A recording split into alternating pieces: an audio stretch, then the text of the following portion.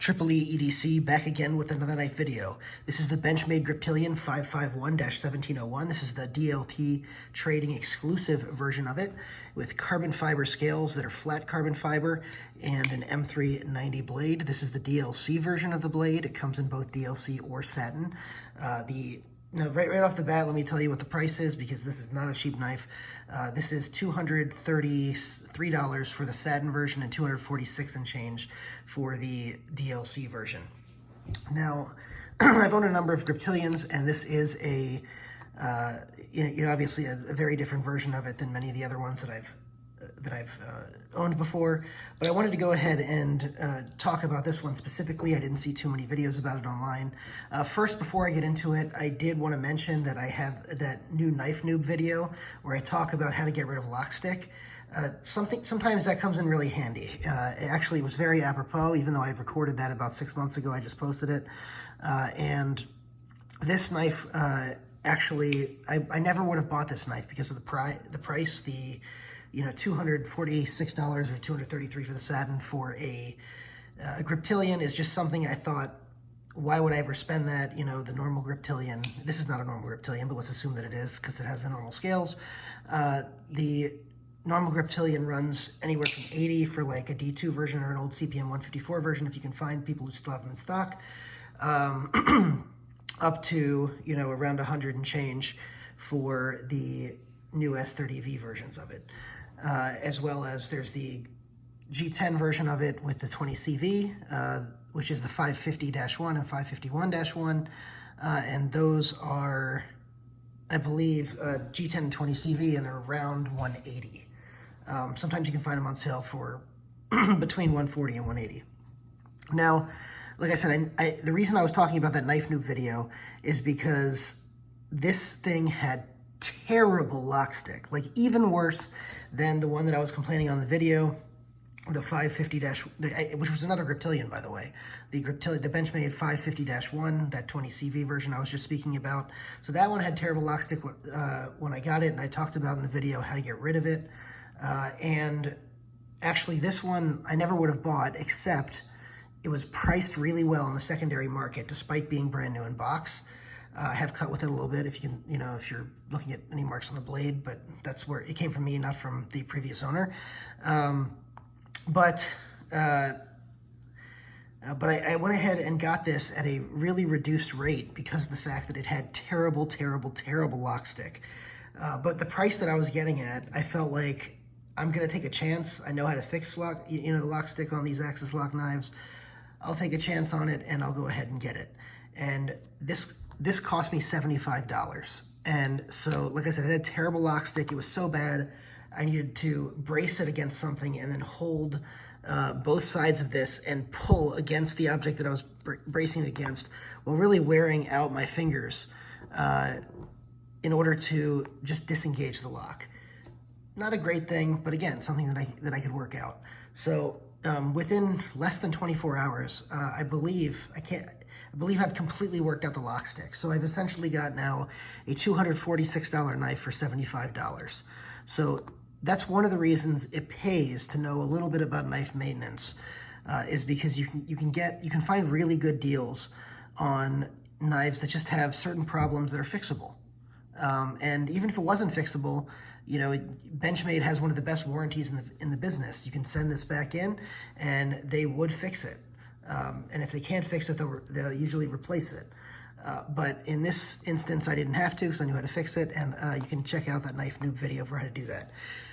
Anyway, let's get back to my first impressions of this. So the first thing that I noticed when I got this in the mail was that this carbon fiber is actually really stunning. I have a lot of knives in carbon fiber. I've had a lot of knives in carbon fiber over the years, and some of them are good, some of them are not. Some of them feel like some sort of laminated thing. Some of them feel plasticky. This feels really, really premium. In fact, it feels more premium than the 940, the carbon fiber on the 940-1, which is the carbon fiber and S90V version of the 940. So this is a much more premium feeling knife than, or premium feeling scales than the scales on that 940. So that's something to note right off the bat. Also, it's m390 steel, which is an excellent steel, and it was sharpened very well when I got it right out of the box. It cut like a laser through the first couple boxes I ran it through, and the DLC coating has held up over some very limited use. Again, Benchmade usually does a pretty good job with their DLC, but some very hard use will cause some wear on the DLC, as you can see from this Griptilian. This was put through some pretty severe cut testing by a YouTuber who I actually was the original owner of this knife. The YouTuber was Tom Hosting Outdoors, who I believe is the guy that won Nick Shabazz's YouTube contest a while back for next best YouTuber or something like that. But in any event, so talking about, you know, just the first impressions, that carbon fiber was something that blew me away, and the edge and the coating on the blade were excellent, have been excellent so far. This does not feel like a normal Griptilian. You can see on the normal Griptilian, these scales are fat, they're contoured, and that is not the case here. They're completely flat. In fact, you know, you can see when you hold it up next to each other that it looks thicker. Now they are the same width, but it's that contouring that makes it look thicker, and it definitely feels different in hand. This feels like the contouring feels better and more hand-filling, but the carbon fiber feels way more premium, and you don't really notice the fact that it's flat most of the time. The scales also have this nice, you know, cutout pattern here that actually makes me a lot think of the Osborne design, even though this is Mel Pardue design on the Griptilian. It makes me think of the Osborne design on the 940. This is my 943, and it sort of evokes that design there on that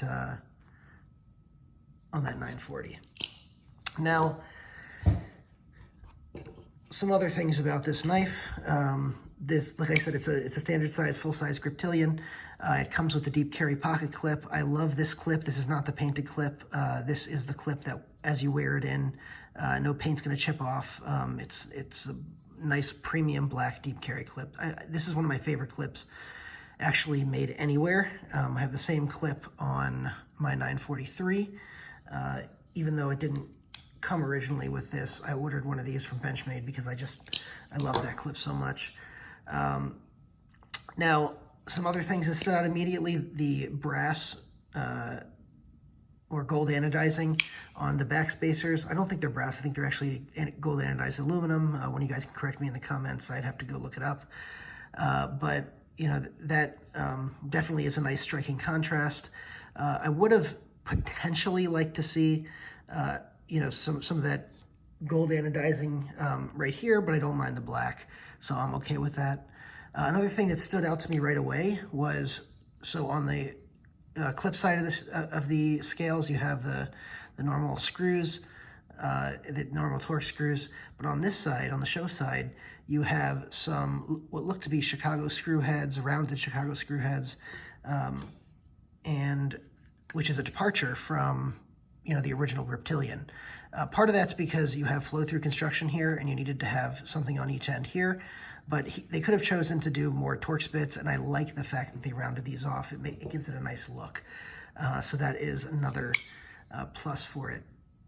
The knife in hand really feels very premium, which I never thought I would say about a Griptilian, because even the G10 and 20CV version, the 550-1 and 551-1, even that version, while it felt like a good knife, it felt like it. I'll tell you what, it felt like a good $140, $150 knife. Now they charge $140 to $180 for it, depending on whether it's on sale, but it felt like a good $140, $150 knife. This feels like a premium knife, which shocked the hell out of me because I was not thinking that I would get a premium feel from a Benchmade unless I got custom scales. Or not from Benchmade, I'm sorry, from a Benchmade Griptilian in particular. Benchmade can do some premium products, but from a Benchmade Griptilian in particular, I didn't think it would feel so premium. frankly, for the most part, I can't find much to complain about with this knife. The contouring, would I like to have seen some contouring? Yeah, but I think the flats on this are just, still give it a premium feel. You really feel that nice carbon fiber texture. It's just an absolutely great version of the Griptilian.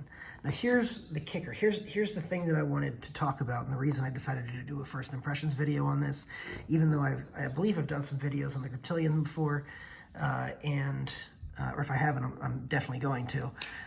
But the reason I decided to do this one in particular was because that price. So that price, like I said, $233 for the satin, $246 and change for the DLC.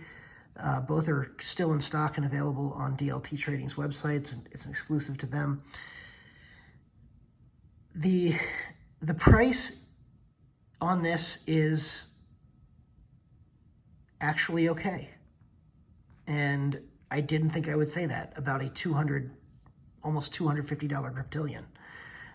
Now, if you can get it on the secondary market for cheaper, definitely do that. If I'm only saving 10, 15, 20 bucks on a knife, I usually buy a new one rather than get something cheaper. But if I get a significant deal, like here, this cost me $75 because it had that lock stick issue, which I fixed.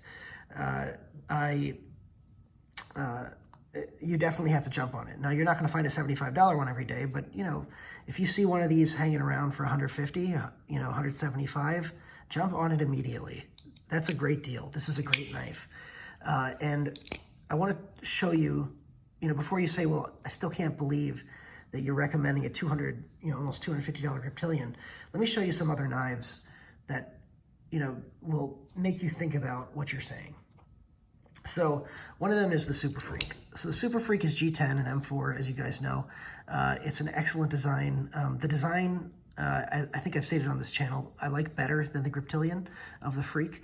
But despite liking the design of the Freak better, the materials on this Griptilian feel, the Griptilian materials feel much better than the materials on here. These feel extremely premium. These feel good. The ones on the Freak feel good, but these on the Griptilian feel premium, which is something to say. So again, $200 or $192, $230. That $40 you're paying for an upgrade here, I think this is worth it. These are not dissimilar knives, despite the fact that I've compared them in the past and a lot of other people compare them. They're not dissimilar knives, and this one is definitely more premium. So that's comparison number one. Comparison number two is this PM2. So this is a 20 CV PM2 with custom scales on it. I paid $250 on the secondary market for this. It came with the original scales, the 20 CV. With the original G10 scales, it also has this Lynch clip on it. But these are custom lightning strike carbon fiber scales. These are premium scales. They don't feel necessarily like premium scales, but they are premium scales. But again, this is a $250 knife, and once everything's there. Now, the 20 CV one by itself, you could probably find one on the secondary market, since they're an exclusive that's sold out, for maybe $150 to $175.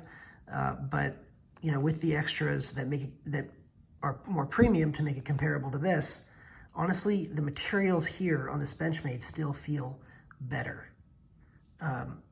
That being said, this is still an excellent knife with an excellent steel.